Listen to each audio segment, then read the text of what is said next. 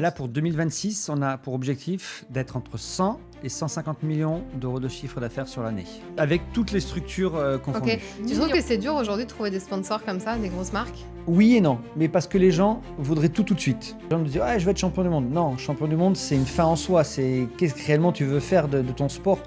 Et après, tu vas pouvoir l'expliquer à un sponsor. Ça dépend des personnes. Moi, j'avais vraiment plus une vision drone. Je me voyais faire. Est-ce que tu crois que les sportifs ou les entrepreneurs à un certain niveau, ils arrivent à avoir cette prise de hauteur naturelle sur eux, sur leur business, qui font que ils ont des super résultats? Oui.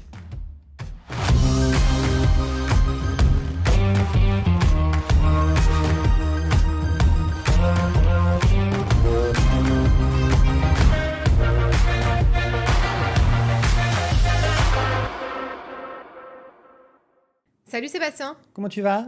ça va et toi? Ouais, écoute, pas mal. Très bien. J'ai une description de toi je présente toujours mes invités comme ça, de la même façon, générée par Claude. Est-ce que tu sais ce qu'il dit de toi ou pas? Non, pas encore, mais je suis curieux. Tu vas le découvrir. Donc, je vais te lire la description et je t'invite à la compléter une fois que j'ai terminé pour me dire, est-ce qu'il manque des éléments te concernant? Notre invité du jour a une trajectoire hors du commun. Originaire du Sud-Ouest, Sébastien Carbillet a d'abord été joueur de rugby professionnel avant de devenir sportif de haut niveau en parachutisme. Une passion née à 20 ans qui l'a mené jusqu'au prestigieux Groupe France à Gap-Talar en 2006, qui se traduit aujourd'hui par plus de 13 000 sauts à son actif et des compétitions aux quatre coins du monde.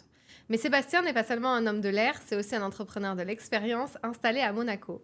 Il a confondé Hacktime, une société qui imagine des activités exclusives et insolites, du saut en parachute au-dessus de la principauté au dîner suspendu face à la mer. Il est également directeur associé de Tendance Events, spécialisé dans l'événementiel VIP, et plus récemment cofondateur du NI Academy de pilotage automobile à Monaco. Son fil rouge, transformer chaque instant en moment d'exception et faire passer la même intensité du sport extrême à l'entrepreneuriat. Bienvenue dans Success. Merci, c'est pas loin, t'es pas loin de tout. De 13, je suis passé à 17 000 sauts. Hacktime, Tendance.event et l'e-Academy, j'ai tout vendu quand je suis parti de Monaco. Et aujourd'hui, on a créé Aventis Group, qui reprend un peu tout ce qu'on a fait, mais en élargissant beaucoup plus l'écosystème du sport. Ok, il faudra que tu donnes du contenu aux IA et sur tes sites internet pour qu'ils puissent récupérer, tu sais, les bonnes infos du dernier. Mais là aujourd'hui, voilà, on a vraiment tout mis en place et on va pouvoir commencer à communiquer. Je préfère tout mettre en place que commencer à communiquer et se faire surprendre. Et donc aujourd'hui, tous mes process sur toutes mes verticales, que ce soit marketing, événementiel, conciergerie, billetterie, tout est prêt. Et à partir de septembre, octobre, on va commencer à être un peu plus fort. Même, on va commencer à être sur les réseaux. Et ça va commencer à bouger très fort. Ouais, non mais attends, tu dis 17 000 sauts en parachute. J'ai fait plus de sauts que faire mes courses. Et c'est pas possible. Attends, mais 17 000, ça veut Il dire que y en a qui en ont 25 000 aujourd'hui. Mais ça fait plusieurs sauts par jour. Oui. Le plus gros, ça devait être 13, 14, 15 dans une journée. Hein. Non. Quand tu es en équipe de France, à un moment, il faut t'entraîner. Et 13, c'est pas beaucoup parce que alors, ça te paraît énorme. Hein? Mais un joueur de basket, il va peut-être faire en fin d'entraînement une vingtaine, une trentaine, une cinquantaine de lancers francs. Nous, on va faire 13 sauts dans une journée. Donc, c'est pas énorme. Okay. Certes, pour quelqu'un comme ça, c'est énorme. Mais quand tu j'en ai jamais fait, alors tu te dis bien que 13. Quand tu prends la répétition du sport en lui-même, c'est pas énorme. Donc, on cherche un peu des alternatives sur des simulateurs de chute libre, sur des simulateurs de vol en parachute tracté, en parachute ascensionnel, pour pouvoir répéter le plus possible de fois Incroyable. Explique-nous ton parcours, parce que je suis curieuse de savoir comment du rugby professionnel dans le Sud-Ouest, t'atterris à faire du parachutisme et après aller à Monaco. Enfin, explique-nous dans les grandes lignes ton parcours. Dans les grandes lignes, moi je viens du Sud-Ouest, donc c'est vrai que le rugby est très générationnel là-dedans. J'étais en sport-études, donc j'ai baigné là-dedans, je me suis régalé. À 20 ans, j'ai décidé d'arrêter parce que physiquement, c'est très, très compliqué. Et passion familiale, le parachutisme. Mon père était militaire, donc il sautait en parachute. Et on a toujours été en conflit. Et quand j'ai commencé le parachutisme, je me suis dit, voilà, il faut que je lui montre que je suis meilleur que lui sur un truc. Wow. Donc, j'ai poussé très vite. Et voilà, en 2 ans, entre 3 ans, j'ai commencé à rentrer avec les équipes nationales. Et après, derrière, j'ai poussé jusqu'à fin de ma carrière 2016 sur les championnats du monde à Chicago. Entre-temps, j'ai développé toute la partie événementielle parce que je m'ennuyais pas, mais j'avais besoin de chercher plus. Donc, j'ai été faire des sauts de démonstration, Stade de France, Jean-Bouin à Paris, l'inauguration du Club Med à Val Thorens. On a livré des bouteilles. Ah, donc quand on voit par exemple à la télé, lors d'un match de foot, des mecs qui descendent en parachute, ça peut être toi. 90%, c'était moi. Ouais. Non, On a incroyable. fait Paris, Saint-Tropez, Sainte-Maxime, Monaco, un peu toute la France, un peu toute l'Europe sur la partie événementielle. On s'est pas mal Ok. amusé. Waouh, génial. Et donc tu dis, c'est marrant, juste je rebondis parce que tu vois, dans ce podcast, on parle toujours de l'entrepreneur derrière son entreprise ou ses succès ou tout ça. Tu sais, j'étais en conflit avec mon père et donc je voulais lui prouver quelque chose. Déjà, il était militaire, c'est ça? Il était militaire, ouais. Il avait un statut très particulier dans l'armée. À quel régiment? Alors, il n'était pas un régiment, il était tout ce qui était services spéciaux. Ok. Ah oui, parce que tu sais, moi, je viens de Carcassonne et on a le 3e RPIMA. Il saute tout le temps. Donc, c'était pour ça que je demandais. Ok. Et donc, du coup, explique-nous cette relation qui a fait que, enfin, juste brièvement, mais je trouve que c'est super important. T'es coach mindset aussi aujourd'hui. C'est hyper important de se dire, ben, en fait, c'est mon passé, c'est mes blessures, mes traumatismes qui m'ont forgé, qui m'ont mené jusque-là. Mon papa était très très peu à la maison, donc j'ai été énormément élevé par ma grand-mère ou ma mère, parce que il partait 4-5 mois et on ne savait pas quand il partait, puis des fois c'était en 1 heure il devait partir. Donc on n'a pas eu de relation. Et lui a un papa qui était très très dur avec lui. Donc je pense qu'il est rentré à l'armée justement pour essayer de trouver un cadre. Et avec sa rigidité, il m'a retransmis un peu ce cadre très rigide. Et moi j'étais tout l'inverse de ça à l'époque. Je travaillais pas à l'école, je vivais que pour le sport. J'ai eu mon bac, j'avais 20 ans, mais je l'ai eu au repêche la 2e année, donc très particulier. Mais voilà, si j'aime pas, j'arrivais pas à le faire. Et donc tout de suite en conflit, donc j'allais plus à l'école. Par contre, je passais des brevets d'État. J'ai commencé à enseigner le ski, j'étais maître nageur sur les plages à Hossegor. Je joue au rugby. Ah ouais, le sport à fond. Le sport à fond, voilà, ça a vraiment été toute ma vie. Et après, quand j'ai commencé à sauter un petit peu, je me suis dit, ouais, il va falloir que j'aille lui montrer ce que je peux et ce que je sais faire. Parce qu'on m'a toujours dit, ouais, tu as un don pour tous les sports. J'ai pas été le meilleur dans une discipline comme on pourrait être Antoine Dupont ou ainsi de suite.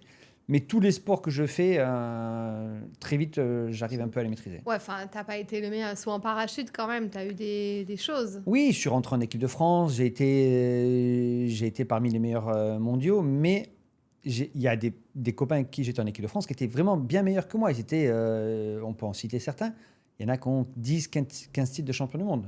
J'arrive pas à leur niveau. Mais voilà, j'ai vraiment ce côté créatif et ce côté différent de tout le monde qui me permet aujourd'hui de pouvoir m'épanouir et m'éclater. C'est dingue. Et quand tu fais un saut en parachute, alors je suppose que non, mais l'adrénaline, est-ce qu'elle est toujours aussi forte? Enfin, qu'est-ce qui différencie d'un saut l'un de l'autre? Elle est différente. C'est une dose d'adrénaline. Quand je vais sauter avec tes copains pour le plaisir, on va aller chercher du kiff. Donc, des mouvements tous ensemble, on va partager quelque chose parce que c'est une description qui est assez très dure à mettre des mots. On va dire waouh, c'est génial, mais mettre des mots sur ce qui se passe, très très compliqué. En tandem, quand je vais amener des copains, je vais pas dire que j'ai de l'adrénaline. J'ai vraiment un moment de partage, donc je suis content d'être avec eux. Quand je vais faire de l'événementiel, où je vais sauter à un endroit précis, à une heure précise, là, je vais retrouver mes sensations du début. Ah ouais. Et donc ça, j'adorais vraiment beaucoup. Ouais. C'est le stress de pas, ouais, de genre d'avoir, t'as été booké sur un event et tu veux donner le meilleur de toi-même. C'est pas le stress, c'est Non? parce que le stress, on arrive à le travailler. Puis l'événementiel, tu peux pas dire ce sera peut-être. Non, c'est oui ou c'est non. Il faut dire oui, j'y vais, je le fais. Non, j'y vais pas. Pourquoi? Et c'est pas. Et voilà. Après, on assume, il y a pas de problème. Mais c'est vraiment ces petites sensations, ces trucs qui font qu'on a travaillé pour ça, on s'est préparé pour ça, pour cet objectif, et qui est le même objectif aujourd'hui maintenant dans une entreprise. Donc, tout ce qui s'est passé avant, maintenant, je le reproduis au niveau entrepreneurial. Ouais, on va en parler. Tu fais beaucoup de parallèles entre le sport et l'entrepreneuriat. Tu es aujourd'hui coach, consultant aussi pour des entrepreneurs. Tu as une anecdote, des choses à nous... Est-ce que tu as eu peur une fois, genre sur un saut? Attends, 17 000 sauts, je suppose que tu as eu des peurs à des moments. Oui, j'ai eu plus peur au deuxième saut qu'au premier saut. Le premier saut, tu pars dans quelque chose que tu ne connais pas, donc tu as peur. Mais le deuxième saut, tu pars dans quelque chose que tu as vu, mais tu sais que tu ne maîtrises pas. Donc le deuxième à la porte de l'avion, moi, je me disais, là, c'était touchy. Mais après, une fois que tu es dans le ciel, tu es super content. Puis il y a eu 2-3 autres sauts où il y avait une grosse pression extérieure. Donc, quand j'ai sauté devant le Palais Princier à Monaco, le premier saut était pour un événement du Prince. Et le deuxième, c'était la finale des Masters de pétanque. Donc, un terrain de pétanque avec des tribunes de chaque côté. Tu dois atterrir au bon endroit. J'atterrissais sur le terrain de pétanque. Ah ouais. Et le vent venait du mauvais côté de Monaco. Donc, il venait du port. Donc, il tapait sur le rocher. Tout de suite, ça faisait ça remuait un peu la voile. Mais je savais que voilà, techniquement, je pouvais le faire. Donc, je me suis dit, OK, j'y vais. Mais c'est vrai que toute la journée, on m'a dit, Sébastien, vous sautez. Sébastien, vous sautez. Donc, ouais, voilà, cette pression extérieure est pas évidente et peut te faire dire oui, peut-être trop fort et aller après l'accident. Ah ouais. Et t'as jamais eu peur d'avoir un problème technique avec ton parachute? Il y a 2 voiles. C'est quoi deux voiles? Donc ça Ben, veut dire en fait, qu'il y en a un, il y en a dans- un qui se lance pas, tu lances le deuxième. Voilà, en fait, on a un parachute, une voile principale. Si on a un souci, on vient libérer la voile principale, on va repartir en chute et on va ouvrir la voile de secours. La voile de secours, c'est plié que par des professionnels. Ils mettent 3-4 heures pour plier cette voile. C'est vraiment un process qui est clair, Quoi, net et ils mettent précis. 3-4 heures pour Sur plier? la voile de secours, oui. Ah Une ouais? voile principale, c'est 3 minutes. Attends, mais pourquoi ils mettent 3-4 heures à la plier? Parce qu'il faut que l'ouverture soit parfaite. Et il faut que ce soit très Vu que rapide. c'est la seule. Voilà. Vu que c'est la dernière, Ouais. il faut que ce soit très rapide, que ce soit dans l'axe, il faut que ce soit... Ah purée. Et c'est que des Je suis professionnels. pas prête à sauter, je crois, non, quand tu Mais vois ma non. tête. Mais regarde, tu prends ta voiture, tu as une pédale de Ouais, frein. j'avoue. Là, on en a 2. Ouais, tu peux avoir un accident aussi. Et t'es déjà mal tombé? En parachute, non, jamais. Dans tous les autres sports, oui, Ouais, mais en parachute, oui. non. Ah, c'est fou, c'est ça qui est fou, hein. C'est que tu dis, tu as fait 17 000 fois un truc qui est quand même, qui peut être dangereux à l'atterrissage, te casser une jambe, un truc ou machin. Et en fait, c'est dans les autres sports où tu t'es pété des trucs. Bah, c'est un des sports les plus réglementés en France. Et dans le monde, si tu respectes les règles, Ouais. il peut t'arriver des petites bricoles, mais pas grand-chose. Si tu joues avec les règles, il va t'arriver des choses. Donc, oui, dans le sport, on a essayé de respecter nos règles parce que on avait des contrats avec la Fédération française, on avait avec nos sponsors, donc on jouait pas trop. Par contre, dès qu'on sortait sur d'autres sports, là, oui, on arrive à se Trop faire mal, intéressant. et des fois bêtement. Ouais, bah oui. Bah, le rugby, ça, tu vas en prendre. Le rugby, le ski, le Oh là VTT, la moto, le WEC, et Putain, puis on en passe. casse-cou, quoi. Non, une petite recharge d'adrénaline. Ouais, mais bon, ça c'est. Moi, je suis là, je fais très attention. J'ai trop peur. Le ski, tu sais, une fois par an, je me dis, ah non, c'est la semaine. Si je me casse un truc, c'est mal Ouais, barré pour toute Le l'année problème après. du ski, c'est qu'aujourd'hui, tu peux vite te faire mal Ouais. et puis c'est long maintenant pour se guérir. Ah, ouais. Ok. Bon, trop intéressant tout ça. Je pense que tu te reviendras sur quelques anecdotes peut-être que tu as eues. Donc, tu as développé ensuite en parallèle donc une société d'événementiel où du coup tu faisais tes événements. Alors, au tout début, quand j'ai arrêté la carrière, j'ai travaillé dans le management du sport. Donc, on a géré des athlètes avec Olivier Panis. Donc, on les gérait sur la recherche de sponsors, gestion de carrière, Ah ouais. gestion de reconversion. Certains, on allait jusqu'à des placements financiers pour voir un peu. Il y a eu la Covid, on a pris très très cher. On est parti chacun de notre côté. Et là, j'ai continué pendant 1 an. Mais à ce moment-là, je voyais que c'était très très compliqué le sponsoring dans le sport. Donc là, je suis parti au tout début sur une conciergerie que par le sport. Donc Actime, qui voulait dire Have a Good Time. Et là, c'était vraiment où je prenais tous les sports et je les déclinais à l'infini. Donc je prends le parachutisme, où on peut très facilement le comprendre. Je proposais un saut en France que tout le monde peut acheter. Je proposais un saut à Monaco parce que j'avais créé le parachutisme à Monaco. Mais je proposais un saut au pied des pyramides du Caire, visite privée de Big One, dîner au pied de Big One, où on faisait un truc waouh. Et si on veut aller encore plus loin, on allait au pôle Nord, pôle Sud pour sauter en parachute. Très bien, ça a plu énormément. Mais beaucoup d'agences événementielles sont venues nous chercher pour prendre nos activités. Donc de là, j'ai dit, on n'est pas plus bête que les autres, on va créer une agence événementielle. Donc on a créé Tendance.event. Et là, on a eu du mal un peu à tout gérer au tout début. Donc j'ai essayé de recentrer, voir un peu. Mais voilà, c'est vrai que ces activités plaisaient énormément. Donc aujourd'hui, dans le groupe, par contre, maintenant, on a une branche conciergerie, une branche événementielle. Et on propose toujours soit des team building, soit des activités par le sport. Ouais, ok. Vas-y, raconte un truc. Est-ce que tu as une anecdote, un truc qu'on t'a booké un peu fou On a ou fait... qui sort des clous? Ouais, on en a fait plusieurs. On a fait le tour des Alpes en parapente où on dormait de refuge en refuge pour une personne qui est milliardaire. Donc on a cassé des codes. Alors au début, on a fait simple. On est arrivé chez Jean Sulpice, chef 2 étoiles à Annecy. Donc on a accueilli dans ce monde. Et derrière, on est parti en parapente et on dormait dans des refuges. Donc extraordinaire pour finir au Semnos de l'autre côté d'Annecy à faire un feu et manger du saucisson et du pâté, boire du rouge. Donc vraiment, cette personne a adoré. Après, on a pu faire 30 ans d'une personne où on est rentré dans le sport qu'il aimait, mais on l'a scénarisé. En fin de compte, cette personne était très fan d'Alain Bernard. Et il mangeait au restaurant avec sa femme en face à face. Et ce qu'on a fait, c'est qu'on a mis Alain Bernard face à lui au restaurant. Et pendant tout le restaurant, il faisait que regarder Alain Bernard. Et à la fin du repas d'Alain, il se lève, Alain lui dit ouais, ok, j'ai peut-être été champion olympique, mais laissez-moi manger tranquillement. Donc la personne était décomposée. Alain fait semblant de partir. Et là, on éteint la lumière. Et là, il y a bon anniversaire. Et c'est Alain Bernard qui lui amène, le gâteau. Donc, ils discutent pendant une demi-heure ensemble, ils boivent une coupe de champagne, et puis il lui dit, par contre, maintenant, c'est demain matin, réveil 6h, on va nager tous les deux. Waouh. Donc, on avait privatisé une piscine, on avait mis des caméras dedans. Et qui t'avait booké ça? Sa femme? Sa femme. Trop chou. Donc, expérience de fou, ils ont nagé une cour privée, ils ont nagé ensemble. Débriefing, donc là, avec toutes les caméras, tout ce qu'on a pu mettre, petit débriefing par rapport à ces mouvements. Et l'après-midi, j'ai encore cassé les codes, j'aurais fait faire du parapente à tous les deux. Pour montrer à cette personne que Alain Bernard est comme lui, il a 2 bras, 2 jambes, et il a des peurs et des craintes. Donc on les a vus décoller ensemble en parapente, et c'est vrai que Alain était waouh. C'est plus stressant le parapente que le parachute? Moi, je préfère sauter en parachute que voler en parapente. Plus j'ai de hauteur, plus j'ai de la sécurité, plus je suis bas, moins j'ai de sécurité. Donc parapente, là, je suis moins fun. Ouais, et tu peux mal atterrir. Enfin, tu peux te prendre un... Tu peux mal atterrir aussi également en parachute, mais tu joues plus bas, donc tu as moins de temps de réaction. Waouh, ok. Donc ça, c'est les anecdotes que tu as eues avec l'agence événementielle. Il y en a eu plein comme ça, mais voilà, on a créé vachement de petits trucs très insolites, très, très marrants. Tu bosses avec des personnes, enfin en tout cas, tu as des clients parfois qui ont quand même pas mal d'argent, d'où Monaco, ton réseau, des choses comme ça aussi. Je suis arrivé à Monaco au début pour une raison familiale, et aujourd'hui, je suis venu à Dubaï parce que Dubaï est l'endroit aujourd'hui sur Terre où il n'y a pas de limite. Donc, et puis on est assez central, on peut très vite bouger un peu à la gauche, à droite.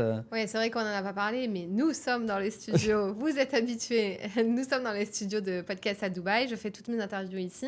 D'ailleurs, vous pouvez voir directement sur YouTube, sur la chaîne Fanny l'Esprit. On est en présentiel avec Sébastien si vous nous écoutez. Et oui, pourquoi tu es venu à Dubaï, toi ? Dubaï, pour moi, je viens depuis 2008, je crois, Dubaï, ou peut-être 2009. On est sauté à Skyline Dubaï au tout début. Wow. Vraiment, le début de Skyline Dubaï, on a commencé à sauter là, ici. Parce c'est interdit, non, maintenant? Non, plus. Non, il y en a ça qui saute. font des sauts, ouais. Ah oui, ça saute dans le désert, ça saute à la Palme. Peut-être pas trop en ce moment.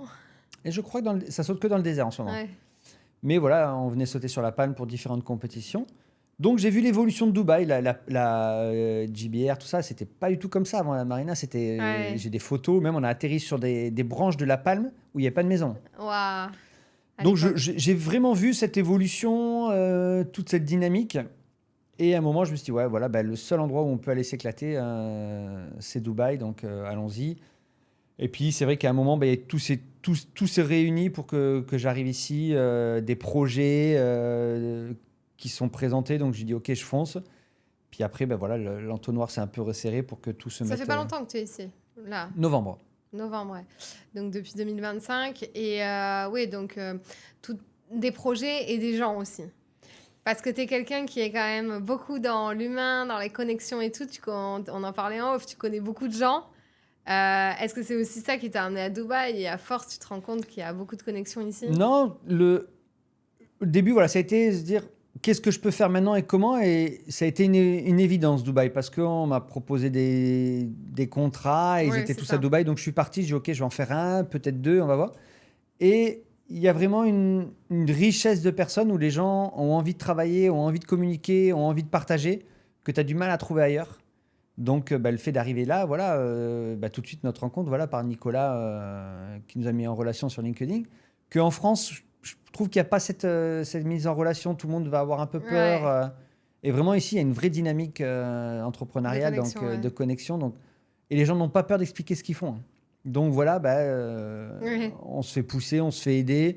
On travaille à plusieurs aussi parce qu'ils ont compris que voilà, partager les commissions, partager le gâteau, ce n'est pas très grave. Et même, on est même meilleurs.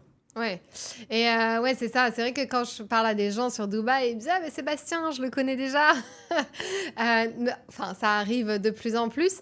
Qu'est-ce qui fait que toi, tu mets le développement de ton réseau? C'est un vrai sujet commercial et marketing pour développer sa boîte, quand même dans tes first priorités de développement d'entreprise. Tu pourrais choisir que le marketing digital, que Instagram, que YouTube, j'en sais rien, que le podcast, par exemple. Je sais que tu es quand même quelqu'un qui aime bien faire du réseau aussi. Ouais, voilà, moi sur ma stratégie, elle est claire, elle est nette, c'est la mienne. On peut la citer, mais c'est propre à chaque entrepreneur une stratégie. Donc il va peut-être lui avoir plus de canal d'acquisition ou d'intervention sur YouTube ou sur Ouais, Instagram. Moi voilà, je sais qu'aujourd'hui, le sport reste un des moteurs où on va pouvoir partager de l'émotion et encore pour quelques années. On a parlé de Claude tout à l'heure, maintenant l'IA arrive dans beaucoup, beaucoup de secteurs de métiers. Mais le sport, ouais, le sport, non. on ne Ouais, pourra pas enlever ce que va produire le sport, ouais. on va pouvoir partager. Donc l'émotion, c'est un de mes mots-clés. Nous, c'est l'émotion, l'humain et le sport. Donc, pour avoir de l'émotion, c'est vrai qu'on est obligé quand même de travailler au niveau du réseau. Donc, j'ai la chance d'en avoir un beau réseau grâce à mes années d'équipe de France et mes connexions et tout ce que j'ai fait en équipe de France. Parce que si tu restes qu'en équipe de France, tu vas peut-être pas ouvrir un Bah très grand non. réseau. Donc voilà, j'ai eu des sponsors. En fin de compte, j'ai été chercher des sponsors en leur disant voilà, le parachutisme peut vous amener ça. Donc tout de suite, bah, ça a marché, ça a plu. Et j'ai pu rencontrer d'autres sportifs, d'autres grands chefs d'entreprise. Et Hmm. c'est ça qui m'a ouvert des portes. Quand tu dis sponsor, ça veut dire que quand tu sautes, toi, en fait, pour que tu vives tous les jours, que tu payes tes événements à toi et tout ça, tu as toqué à la porte de sponsors qui étaient sponsors de ton saut ou de ton événement, qui lui avait de la visibilité. Alors, le sport de haut niveau en France se passe de différentes manières. Soit on va chercher des sponsors privés, et là, bon, on va toquer aux portes en disant bah, est-ce que vous pouvez m'aider sur 1 an, 2 ans, 3 ans, 4 ans. Après, il y a des accords cadres. Donc, la jeunesse et sport va voir des ministères pour qu'on ait des partenariats et une sécurité sociale. Donc, moi, j'avais un statut militaire qui m'a permis d'avoir une sécurité sociale pendant toutes mes années d'équipe de France. Mais oui, après, à côté de ça, j'ai été chercher des sponsors institutionnels, privés, pour avoir de l'argent, du matériel. Par exemple, j'étais chez Honda, qui m'ont fourni des voitures et des motos pendant une dizaine d'années. J'ai été chez Clarins, j'ai eu des marques de lunettes, j'ai eu des marques de vêtements. Génial. Ok. Tu trouves que c'est dur aujourd'hui de trouver des sponsors comme ça, des grosses marques?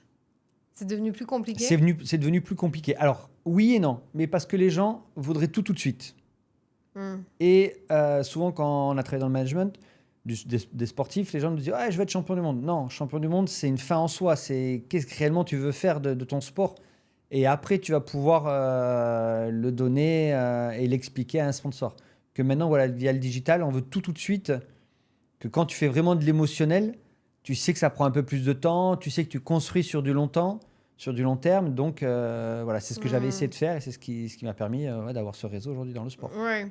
Et ce réseau, pour quelqu'un qui repartirait, qui part de zéro et qui a pas forcément le même parcours que toi avec le sport, tu vois, et déjà des connexions, qui a quelques connexions dans ses anciens domaines ou quoi, mais qui se lance dans l'entrepreneuriat, qu'est-ce que tu lui dirais de faire pour commencer à avoir un réseau qualitatif de gens qui peuvent l'aider, lui ouvrir des portes? Avant d'aller chercher son réseau, alors il faut qu'il détermine son objectif de vie personnelle et après son objectif de vie au niveau de sa société.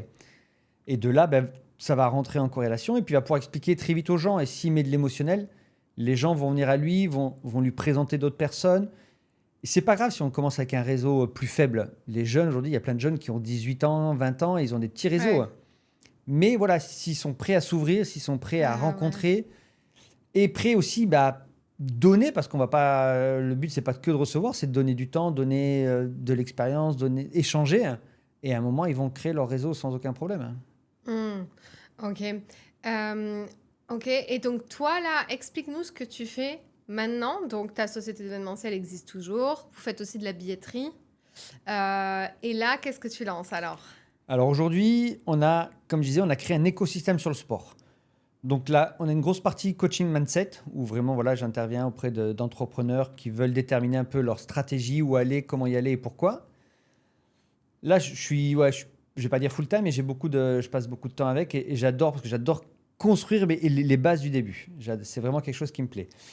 Après, je travaille avec une startup dans la Sportec qui s'appelle Height, où on va restructurer le sport en utilisant toutes les datas qu'on peut avoir et dans le but d'optimiser la performance ou de réduire les blessures. Mais ça va beaucoup plus loin parce que maintenant, on commence à nous parler peut-être de mettre de la data dans des instituts sportifs, style l'INSEP, pouvoir tout connecter à l'INSEP. Donc, on commence à intervenir pas mal là-dedans et travailler avec des fédérations pour faire attention à la cybersécurité et ainsi de suite. Donc, voilà, on ouvre beaucoup de portes avec eux et c'est vraiment chouette. Mais ouais, je suis très contente de ce partenariat C'est parce grâce à toi. ouais, en fait, dans mon club privé ici à Dubaï, j'ai fait rencontrer Sébastien avec cette startup qui a pu pitcher pour son projet. Et je pense que c'était le match du siècle parce que, en gros, moi, je fais pitcher des gens que si c'est pertinent pour eux de pitcher. Et en effet, je savais que tu étais là avec ta dynamique sport. Il faut qu'il y ait quand même des gens qui soient responsives au projet. Et là, je pense que j'ai trouvé le match du Je pense siècle. que le pauvre, si j'étais pas là, il serait peut-être parti, je vais dire, sans méchanceté. Non, mais il n'y aurait pas eu forcément des gens. Mais c'est pour ça que je fais pitcher vraiment que si c'est pertinent en face. Donc, c'est très, très cool. Mais ça, par contre, tu le mets en avant dans ton groupe. Mais d'un autre côté, c'est aussi un peu... Toi, en tant que perso, en tant que t'es entrepreneur, t'as ta boîte, t'as l'événementiel, t'as le coaching, mais t'es aussi parfois co-associé, investisseur, toi, dans des boîtes aussi à titre perso. Voilà, eux, je suis... En fait, quand ils sont venus pitcher, je pense qu'il n'était pas prêt à pitcher. Il lui manquait des choses et on l'a un peu questionné et il a été un peu surpris. Donc, ça a été un peu de restructurer un peu cette dynamique marketing, redonner une ligne droite, mais en fin de compte qu'ils avaient, parce qu'ils sont 4 Ouais, ils sont 4 à la base, et peut-être le stress, je ne sais pas, parce qu'après on est parti travailler tous ensemble au Maroc et il était vraiment exceptionnel. Donc, c'était peut-être le stress ou je ne sais pas. Mais voilà, ça a été vraiment de redonner une dynamique, une directive. Et après que chacun prenne ses directions et pouvoir travailler à ce moment-là. Tu n'as que cette société dans laquelle tu es partenaire, associé ou, non, j'en ai une autre un peu là où, pareil, on est un peu sur des... C'est toujours dans le sport où je commence à intervenir sur du marketing digital. En fin de compte, on va utiliser des athlètes, on va les filmer pendant un petit moment et le but, c'est derrière de pouvoir utiliser leur image plus facilement. Et que ce ne soit pas à dire, je fais venir un LeBron James qui va peut-être te coûter 3-4 millions pour une heure. Là, tu vas pouvoir juste l'utiliser au niveau de l'image. Et ça va peut-être te coûter 20 ou 30 000 euros pour une semaine que les 2 millions, tu n'aurais pas pu te le payer. Donc voilà, c'est des grosses discussions en ce moment. Mais je veux rester focus sport. Après, on va ouvrir après. Sauf que là, ton coaching, il s'adresse quand même aux entrepreneurs qui n'ont pas forcément une thématique dans le sport. Non. C'est quoi le point commun de ou les douleurs ou le recurring de tes clients dans le coaching, en tout cas ceux que tu as envie d'attirer aussi? C'est qu'ils ils ne connaissent pas réellement leur objectif. Il y a beaucoup de personnes, tu leur poses des questions, pourquoi tu as créé cette société? Ils vont souvent nous dire, ouais, je voulais plus être salarié.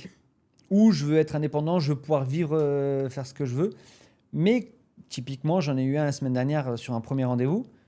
Il me disait, ouais, voilà, j'ai ma boîte de production avec ma femme, mais je veux peut-être faire, après, travailler avec des athlètes qui sont blessés, mais je veux peut-être faire ça. Donc, ils se perdent très, très vite.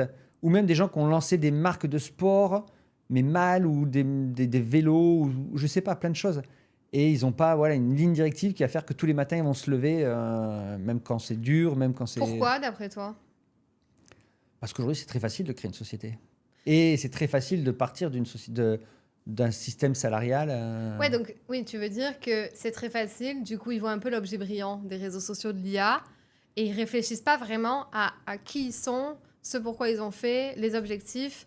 Et du coup, ils se lancent un peu dans un truc qui va pas tenir la route. Quand tu as ton objectif, derrière, après, tu arrives à mettre ta stratégie. Déjà, tu arrives à faire un rétro-planning et dire, voilà, je veux faire ça dans 4-5 ans. Et derrière, quels sont les points de passage obligatoires? Et quand on leur explique ça aux gens, ils disent « Ah ouais, en fin de compte, mais c'est simple, c'est compréhensible et ça redonne une dynamique. » Parce que beaucoup d'entrepreneurs aujourd'hui, qu'est-ce que je vais faire aujourd'hui? Ou tiens, demain, il faudrait que je fasse ça. Non, c'est pas demain, je devrais faire ça. C'est est-ce que c'est une priorité? Est-ce que c'est dans mon plan d'action de la semaine? Donc, c'est de tout recalibrer avec éviter un chaos pour tous ces entrepreneurs et également les sportifs en reconversion. Parce que quand tu es athlète, on te fait manger, boire, dormir que pour ton sport. Donc, et puis le Ouais. jour où tu n'es plus à tête, tu n'es plus rien. Et pourquoi avoir choisi plutôt les entrepreneurs que du coaching de la performance? Tu sais, il y en a beaucoup des athlètes qui se reconvertissent, coach sportif, coach de la performance, coach PNL, tu vois, et donc pour les sportifs qui arrivent, les jeunes sur le marché. J'aime beaucoup créer la base. Piloter après, oui, c'est pas ce qui me plaît le plus. Vraiment créer le socle solide d'une structure, d'une idée, c'est vraiment ce que j'aime et ma créativité m'aide beaucoup là-dedans. Ouais. Ok. Ouais, donc tu préférais le côté Voilà, entrepreneur. les jeunes entrepreneurs ou la personne qui est en reconversion, mais qui a une idée, mais est-ce qu'elle est structurée ou pas structurée? La personne qui a plusieurs idées, mais est-ce que c'est la bonne ou pas? Et on voit même des personnes qui ont déjà des sociétés depuis 2, 3, 4 ans. Ouais. Et Ils sont un peu lancés là-dedans comme ça. Et je veux ouais. plus être salarié. Souvent, Ouais, c'est le ouais, premier c'est truc. ça. Je veux plus être salarié. Donc, bah, on essaie de tout restructurer et j'aime beaucoup Intéressant. ça. Et est-ce que toi, quand tu étais sportif de haut niveau, enfin voilà, est-ce que tu avais eu des coachs? Tu sais à quel point tu crois, enfin tu crois, il n'y a pas besoin de croire parce que c'est prouvé scientifiquement, mais à ce truc de la puissance du cerveau, de l'imagination, de la PNL pour réussir ton objectif final dans le sport surtout? Au tout début, quand tu rentres, alors moi je suis rentré quand même en équipe de France en 2004. Donc 2004, on commençait à en parler, mais quand tu Ouais. commençais à faire ça, tu dis C'est oh, pas habituel d'avoir un coach, ouais. ouais, c'est quoi excuse-moi du terme, mais t'es une tapette. Ouais. Oui, d'avoir un psy. Avoir un psy, c'est un peu ça, ouais. ouais, t'étais malade. Et même ça, aujourd'hui, ça commence à passer. Mm. Mais même quand moi j'ai une psy, aujourd'hui ça fait un moment que je travaille avec elle, et je travaille toujours avec elle, Ouais. et même j'échange des fois avec elle sur des sujets X ou Y. Ouais. Et je vois même ma mère, des fois, elle me dit, mais t'es malade? Ouais. Non, mais c'est une générationnelle, ça. C'est générationnel. Ouais. Donc maintenant, voilà, ça commence à rentrer dans les mœurs. Et même dans l'entrepreneuriat, on commence à se faire aider. Moi, je me fais aider également, hein. Donc mon but, voilà, c'est de pouvoir aider, me faire aider, me structurer, parce que bah, ensemble, seul, on va vite, ensemble, on va plus Ouais. loin. Donc j'aime bien ce travail d'équipe, à toujours dire Mm. plus, ça, un peu Oui, moins. bah, t'es coach, donc forcément. Mais donc, du coup, tu disais en 2004, t'as commencé à avoir un. J'ai commencé à travailler avec des psys en 2004 et puis des coachs un peu dans différents secteurs. J'ai pas vu au début l'intérêt parce que j'étais peut-être pas assez ouvert d'esprit. Ouais, c'est ça. Il faut être capable de dire oui, on va devoir y aller. Puis, comme je disais, quand tu arrives en équipe de France, on te fait tout de suite, on te dit ouais, tu es ouvert d'esprit, mais oui, il va falloir que tu penses qu'à ton sport. Donc, ça m'arrivait de marcher dans la rue, poser mon pied sur un caillou parce que je faisais de la pression atterrissage, donc il fallait que je sois le plus précis avec mon pied. Donc, je marchais avec la mère de mes garçons et puis paf, je mettais mon pied là, paf là. Et des fois, elle me dit mais qu'est-ce que tu fais, Seb, t'es débile? Je disais oh, pardon. Ouais. Je rentrais le soir, je prenais YouTube, je regardais des vidéos, je mettais des calques, je regardais les placements des bras. Donc, je vivais que pour ça. C'était la répétition. Mais la place du mental et de la reprogrammation, tu l'as vraiment expérimenté ou pas? Tu sais, visualiser, fermer les yeux, visualiser ça. Ça dépend de plein de personnes. C'est pas obligatoire Ah ouais? d'avoir une visualisation. Moi, j'avais une routine qui me permettait de passer dans un mode où tout ce que j'ai fait avant me permet de pas faire de rien manquer au niveau de ma concentration, au niveau de mon matériel, pour arriver dans mon saut. Et j'en avais deux. J'en avais une au sol et j'en avais trois. J'en avais une au sol, j'en avais une dans l'avion et j'en avais une sous voile à une certaine hauteur et qui me donnait un système de dire voilà, t'es connecté à la performance, vas-y. Ça dépend des personnes. Moi, j'avais vraiment plus une vision drone où je me voyais faire et pas je faisais. Bah, la PNL, c'est ça. Et donc, mais Ça sauf dépend. que toi, tu le faisais vachement naturellement aussi, Voilà, ouais. alors. Est-ce que tu crois que les sportifs ou les entrepreneurs à un certain niveau, ils arrivent à avoir cette prise de hauteur naturelle sur eux, sur leur business, qui font que ils ont des super résultats? Oui. C'est vraiment ça que tu penses qui fait la différence en grande partie? Et la répétition? La répétition, Les compétences. le fait de prendre de la hauteur va te permettre de regarder tout ce que tu fais ou tout ce que ton équipe fait. Que si tu es en permanence dans l'action, à un moment, tu vas pas pouvoir voir ce que fait ta collaboratrice. Et le fait de vraiment prendre de la hauteur, ça te permet de pouvoir ajuster les cartes. Ouais. Nous, aujourd'hui, on a plein de domaines. Hein. Comme on dit, on a le coaching, Ouais. on a la Sportec, mais on a une partie événementielle, team building, où on fait des gros team building. On a une partie conciergerie par le sport, où on propose des activités et on essaye vraiment d'être insolite, comme on le disait tout à l'heure. l'activité facile à Dubaï, c'est que tout le monde va faire du buggy. Et on est un numéro quand on arrive sur un centre, on a un numéro. Ben nous, aujourd'hui, on a trouvé une ferme et il n'y a que 3 ou 4 buggy. Alors, on peut en faire venir plus, mais voilà, c'est vraiment très, très personnel, très cosy. C'est les derniers buggy. Vous arrivez, on est appelé par le prénom, il y a un petit verre d'eau, il y a un petit café, après on fait un petit barbecue. Donc voilà, le but, c'est vraiment de personnaliser les expériences. Trop bien. On a la partie marketing, communication, où là, on intervient auprès de beaucoup de sociétés également pour déterminer les stratégies, faire de la com sur les réseaux, un peu de ce qu'ils veulent. Mais si j'étais à fond dedans, je ne prenais pas ce recul derrière, je ne pourrais pas tout piloter. Donc aujourd'hui, voilà, il y a des directeurs un peu sur chaque branche. Et ce qui me permet de dire, attention, on n'a pas fait ci, on n'a pas fait ça, et de leur faire confiance aussi. Hein. Parce que si tu es en permanence dans l'action, tu en oublies. Et tu peux pas scaler, tu peux pas dupliquer, tu peux pas avancer. Il y a combien de personnes dans ton équipe là actuellement? Aujourd'hui, on a plus de 10. Plus de 10. Et toi, est-ce que tu veux bien... Tu n'es pas obligé de parler de chiffres, mais ça a été quoi tes plus grosses années Pour 2026, on a pour objectif d'être entre 100 et 150 millions d'euros de chiffre d'affaires sur l'année. Avec toutes les structures confondues. Millions. Waouh. Alors des fois, il y en a une qui va attirer plus les gens et on va pouvoir les transformer sur d'autres structures. Le ticketing, souvent, permet d'attirer sur du marketing. Ou le marketing permet d'attirer sur de l'événementiel et peut-être un peu de ticketing aussi derrière. Le coaching est en train de se lancer énormément aussi. Les startups, on va voir un peu les évolutions. Voilà. Ça peut très vite monter aussi, là, parce que là, on commence à parler de gros chiffres au niveau investissement. Moi, j'ai vraiment un travail aujourd'hui d'aller chercher beaucoup d'argent. Donc, boîte qui est valorisée? Non, pas encore. On verra par la suite. Parce que tu es à 100%, tu es bootstrap depuis le début. Tu as des actionnaires? J'ai mon fils qui est avec moi. Ok. Ouais, mais il est employé ou il est... Il est actionnaire et employé. Ok. Waouh. Bravo. Donc, je l'ai amené avec moi. Ouais. Ok. Et ok, donc c'est intéressant. Et du coup, comme tu te lances sur cette partie coaching et formation, tu me disais tout à l'heure que tu as commencé à tourner les modules de formation. Et donc là, tu vas te lancer un peu pour aussi trouver des clients autres que sur ton réseau, parce qu'on a bien compris que c'est aussi ça ton modèle, sur le marketing digital, etc. Tu vas développer...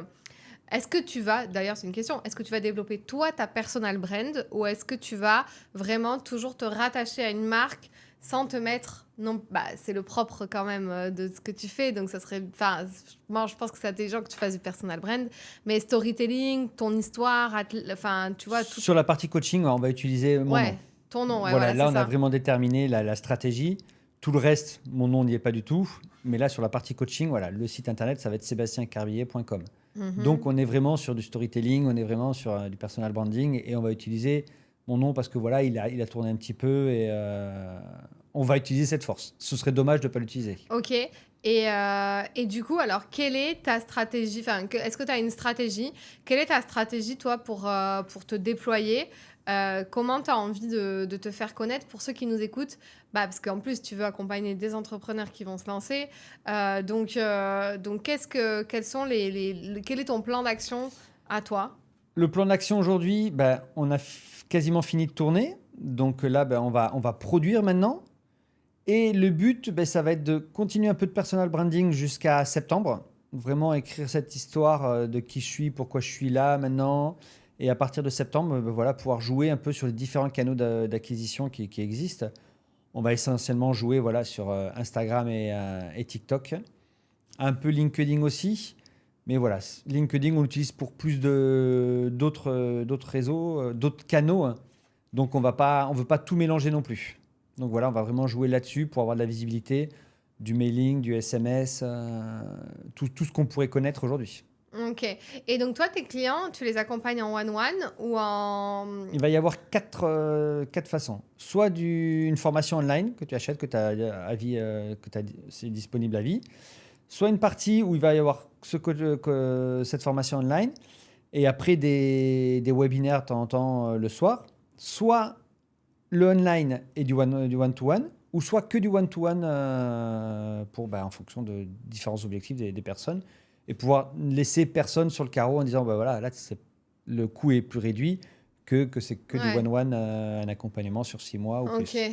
trop intéressant.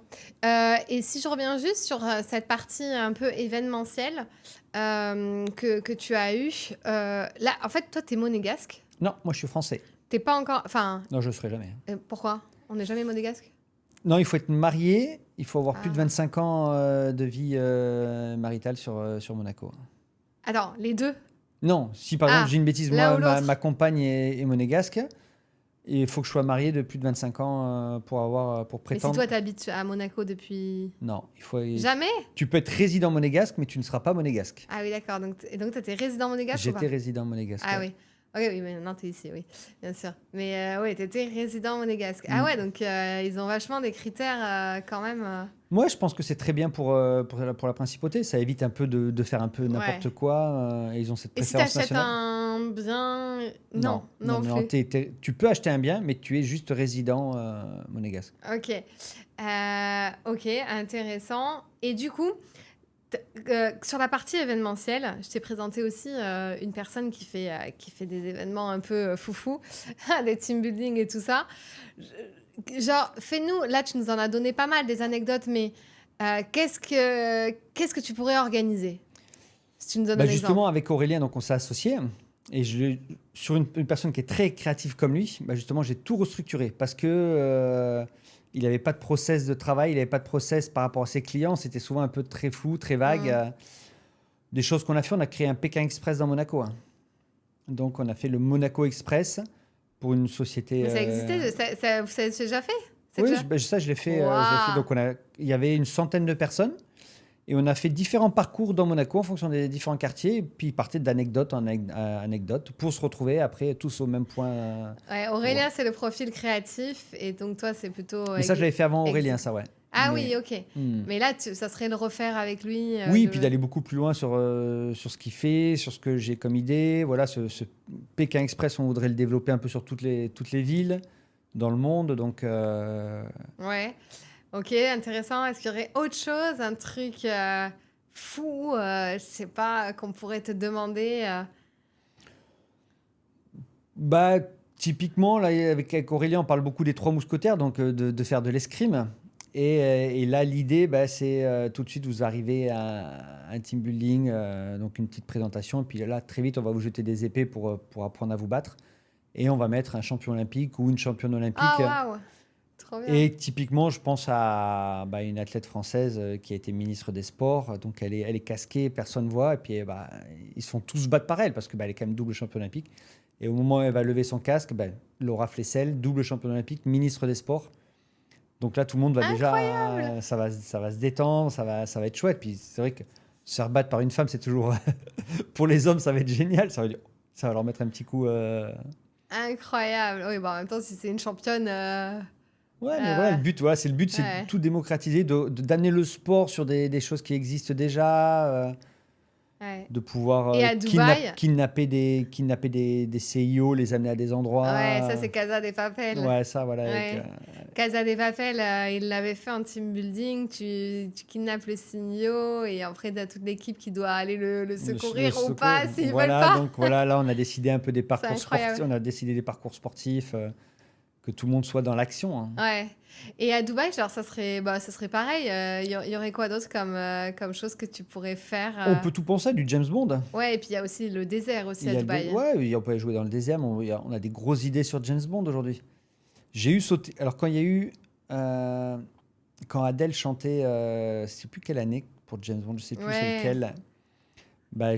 J'ai sauté à Monaco avec la musique Skyfall. Skyfall. Et la musique était à fond dans Monaco, donc on avait sauté en smoking. Et je disais au pilote d'hélicoptère, je dis, mais baisse la musique, c'est trop fort. Il me dit, mais c'est pas moi, Seb, c'est en bas. Donc voilà, on est en train d'imaginer un peu un James Bond où James arrive par le ciel en smoking et après on part sur des énigmes et un peu de... Ah ouais, oui, parce qu'il faut des cascadeurs et tout. Et toi, tu continues à sauter là? Un petit peu. Mais genre, c'est quoi? Oui. Entre 50 et 100. Ouais, voilà, entre 50 et 100. On est monté jusqu'à plus de 1000 à l'année, donc... Waouh. Donc voilà, entre 50 et 100, le but... Ouais, donc un par semaine. Non, c'est Oui, de toute façon, t'as fait- C'est ouais. 2-3 semaines à l'année. Waouh. Donc là, au début T'es février, je devais aller obligé un peu de sauter pour garder quand même ce... Non? Non, c'est un sport qui est très très intuitif. Ok. Parce qu'en moins de 6 minutes, tu es autonome. Donc même si tu sautes pas de 6 mois à 1 an, tu vas rien perdre. Tu vas perdre un peu, oui, tu as un peu ouais, de rapidité, tout ça, mais très vite ça revient et c'est très très intuitif. Ouais. Et au bout de combien de temps on peut sauter tout seul? 6 sauts. Ah, 6. 6 sauts, en fin de compte, ils appellent ça la progression accompagnée en chute. Donc tu as une demi-journée de formation théorique. Et après, on t'amène dans le ciel et tu as 2 moniteurs. Il y en a un qui tient sur le côté et un autre qui va passer devant toi. Et puis, via un langage des signes, on va corriger ta position. Donc, on va dire resserrer les jambes, cambre, lève la tête. Et voilà, au 6e saut, le but, c'est que tu partes tout seul. Ton moniteur soit à côté de toi, te regarde et que tu ouvres ton parachute tout seul pour que le 7e. T'as déjà été instructeur? Oui. Ah ouais. Waouh, ça doit être... C'est une Mais, responsabilité, je trouve. aussi. ouais, mais j'aime pas enseigner, tu vois. Ouais. En fin de compte, je suis pas fait pour l'enseignement. J'aime bien partager, mais enseigner, non. Alors, quand c'est des amis qui me disent, viens, on va sauter, ouais, j'aime bien. Mais faire des sauts à répétition pour des personnes que je connais pas, ça me plaît pas. Ok, trop intéressant. Écoute, on arrive à la fin de ce podcast. C'était vraiment un super échange, super intéressant. Je termine toujours le podcast par ma dernière question, qui est, est-ce que tu aurais une citation, un mantra ou une phrase que tu te répètes à toi ou tes équipes ou tes enfants qui t'inspire? Alors moi, j'en avais 2. J'en avais une qui a changé pour une nouvelle. Donc avant, fallait que je me fasse peur une fois par jour. Ça me donnait un peu une notion d'adrénaline et de dépassement de soi. Et aujourd'hui, ce que je dis à tout le monde, surtout à mes équipes, c'est 100% des gagnants ont tenté leur chance. Pourquoi je leur dis ça? C'est juste pour leur dire, je veux qu'ils aient une obligation de moyens. C'est pas une obligation de résultat, c'est donnez tous les moyens que vous pouvez pour essayer d'y arriver. Et une fois qu'ils ont tout donné derrière, pour moi, il n'y a aucun souci. Donc voilà, c'est 100% des gagnants ont tenté leur chance. Oui, on l'a piqué à la Française des Jeux, mais c'est dire, essaye et tu verras après, tu iras au résultat. Trop intéressant. 100% des gagnants ont tenté leur chance. Et la première... Fallait se faire peur une fois par jour. Ouais, c'est trop bien. Merci Sébastien. Ben, merci à toi, Fanny. On te retrouvera sur les réseaux sociaux. Je vais mettre bien tous tes liens dans la description, ton LinkedIn, Instagram, etc. Et bah, je te dis à très vite. À très très vite.